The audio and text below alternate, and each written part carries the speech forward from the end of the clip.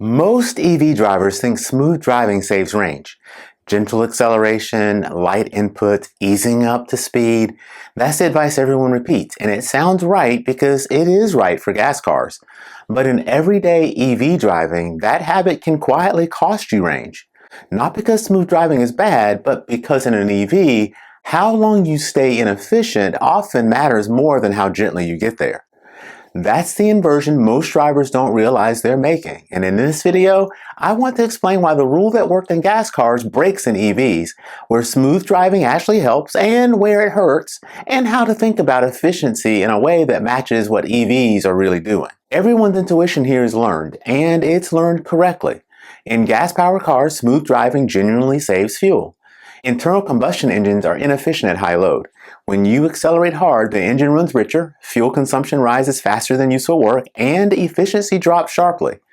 Flooring it, well, it's expensive, so in a gas-powered car, gentle acceleration avoids peak inefficiency. The engine is already burning fuel just to stay on, and the difference between getting to speed quickly or slowly isn't as costly as how hard you ask the engine to work. That's why drive smoothly became good advice and why it feels so obviously true. But electric vehicles don't behave like engines. Electric motors are efficient across a wide range of power. Moderate acceleration doesn't carry the same penalty it does in a gas car. There's no fuel enrichment, no explosion timing losses, no mechanical delay before useful work happens. But EVs do have something gas cars largely hide: real time-based overhead. The computers are awake, the battery management system is active, pumps are running, thermal systems are working, especially in cool or cold weather. Those systems draw power whether you're accelerating gently or decisively, which means time matters. Many EV drivers respond to range anxiety by becoming extra gentle. They stretch acceleration, they ease up slowly, they spend a long time below cruising speed, convinced that they're being efficient. But what they're actually doing is spending more time in low efficiency operating zones while all of the vehicle's overhead systems are fully active. That's not saving energy, they're stretching inefficiency over more seconds. That's the part that most people miss. Think in terms of energy per mile, not smooth versus aggressive. Consider two everyday scenarios. In the first, you accelerate moderately and decisively, reach your target speed efficiently, and you settle into steady driving sooner. In the second, you accelerate very gently, you take much longer to get there, and keep the car operating below its efficient zone while overhead systems continue drawing power. In many real-world around-town situations, the first case uses less total energy, not because it's aggressive, but because it is efficient sooner. This is important. Smooth driving is not the enemy. Once you're at speed, once the system has stabilized, smooth inputs reduce unnecessary losses.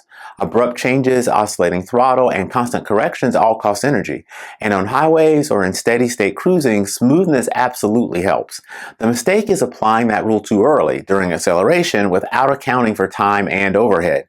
EVs reward efficient timing, not just general inputs. This effect is most noticeable in exactly the driving most people do. Short trips, city streets, suburban roads, repeated errands.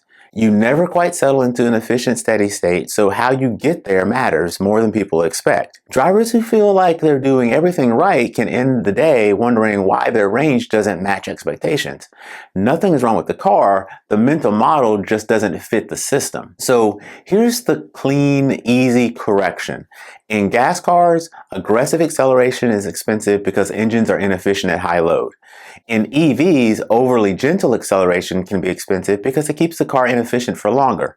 That doesn't mean drive aggressively, it means don't confuse gentle with efficient. EVs don't punish you for reasonable power, they punish wasted time. Once you understand that, range behavior starts to make sense and the car feels more predictable. This is Wrench and Reason, where we explain how modern cars actually work. Thanks for watching, and I'll see you in the next episode.